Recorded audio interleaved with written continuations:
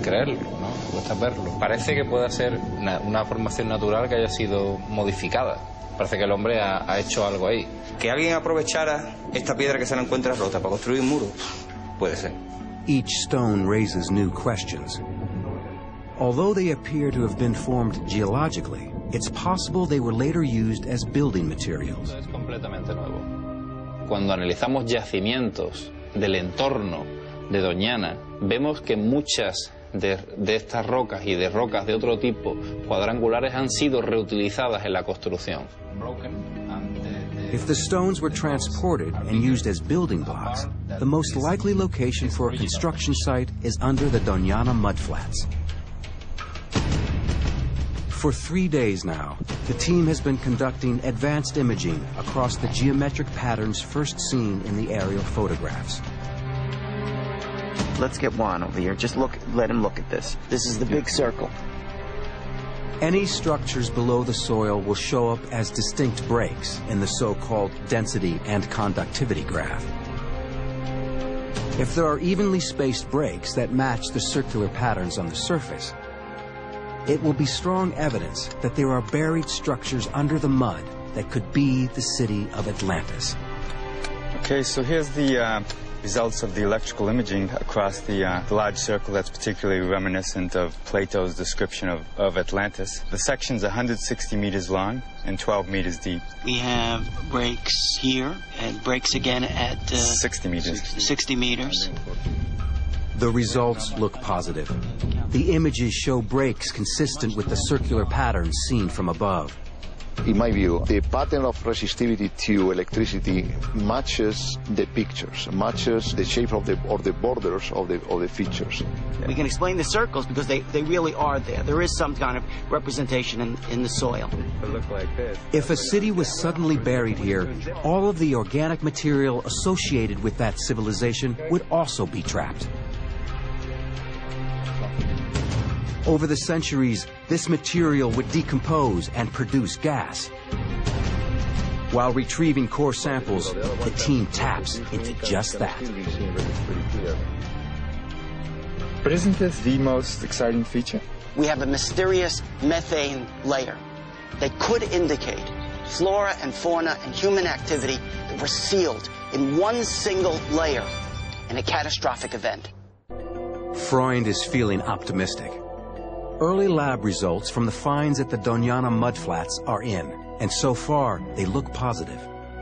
Carbon-14 dating has told us that artifacts found inside of the marsh go from the period of 5,000 BCE all the way down to approximately 2,000 BCE.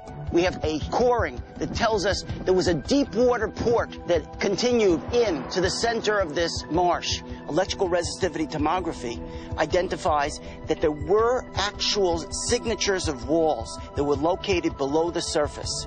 And we have a mysterious methane layer that was sealed about 6 to 9 meters below the surface. It goes down deep. What is it? It must be about 5 meters? No.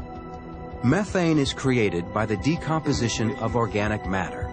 If the entire Atlantis civilization was suddenly buried, it could create a huge deposit of trapped methane, like the one found by the research team. Although other explanations for the gas are possible, its unique location, coupled with the history of tsunamis on this coast, together make a strong case that a tsunami crashed onto this site and buried a city. The surrounding flora, fauna, and people would have all died. The researchers are anxious to excavate, but there's groundwater right below the surface, and that poses serious problems. Going deeper than 7 meters is technically very complex and very expensive. Yeah. It could be years before anything is unearthed here. But further inland, other Spanish archaeologists have recently made a discovery that could lend further evidence to the Doñana theory and point the way to Atlantis. This is Concho-Ruano, one of the greatest archaeological discoveries of the 20th century.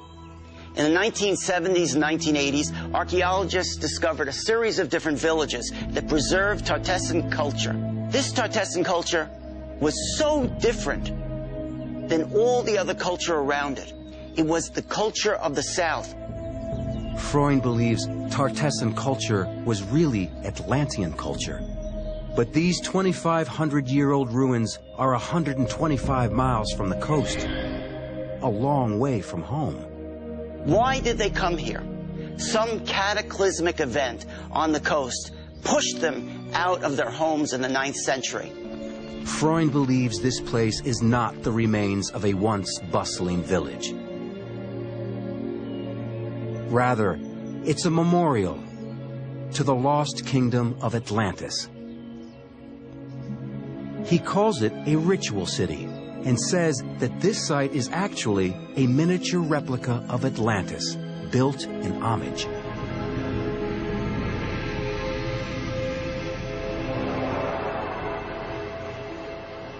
Concho Roano is just one of several ritual cities found in this area. The people who built these sites were commemorating something. But was it the legendary seaside kingdom of Atlantis, hundreds of miles away? Detectives say you follow the money. Archaeologists say you follow the stone.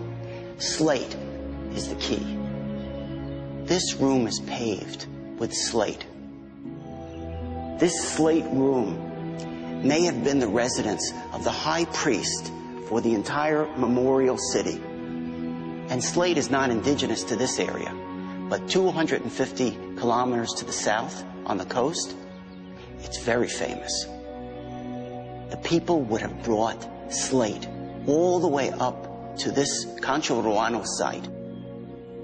Freund believes the slate in the temple connects this inland site with the coastal city of Atlantis. On its own, it's not enough to establish a solid link. But there's something else. It was an altar.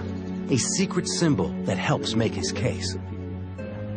Another clue is the Holy of Holies. Located at the center of the entire city, just like Poseidon's temple that's mentioned in the writings of Plato, this was the place where the most sacred rituals would take place. Sacrificing of animals. Ritual objects were found here. Gold and silver, bronze. According to Plato, the story of Atlantis came down to him from the Greek legislator Solon, who heard it from the priests of ancient Egypt. It seems the Egyptians had direct contact with the Atlanteans. And in the most holy space of Concho Roano, there's a 3,500-year-old Egyptian symbol. In this place, in the center, was found a symbol that goes back to the pharaoh Ahmose in the 16th century BCE. It's a symbol of holy metallurgy. This symbol links the site to the metalworkers so revered by the ancient pharaohs. In the historical record, there are 3 cities famous throughout the world for their mastery of metals: Tarshish, Tartessos, and Atlantis. This symbol could connect this place to all of them, and may be the ultimate proof that the 3 cities were one and the same.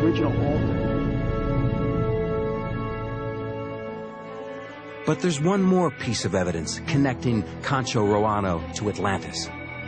The most remarkable artifact of all. An ancient carving that seems to preserve the very emblem of Atlantis. It's a stone indicator of what they were memorializing, who they were. And what is it? It's a symbol of concentric circles, one inside the other.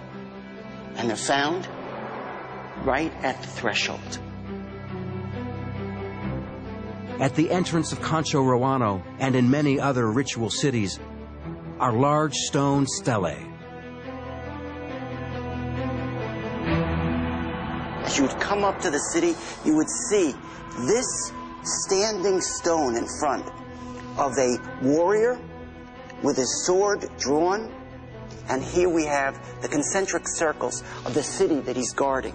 This signpost points to a city with one entrance in, and coming out. And in the center, the same thing that Plato is describing in Atlantis, central shrine of Poseidon.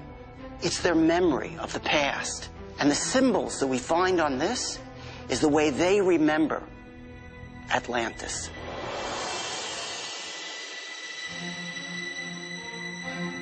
If this structure was built by refugees from Atlantis, then this is the shared memory of their sunken home. A scale model of the lost city, still buried perhaps beneath the mud of southern Spain. In a deserted patch of marshland may lie the secret that explorers have been seeking for more than 2,000 years. Advanced imaging technology has detected circular patterns like those described by Plato. The same design that's repeated on a 2,500-year-old memorial. And new science seems to have revealed a guarded island city of circular canals with a central shrine and a waterway that leads to its heart. Maybe this is where our civilization was born, home to an ancient and advanced people, a culture of extraordinary achievement. Perhaps submerged beneath this ground is the place we call Atlantis.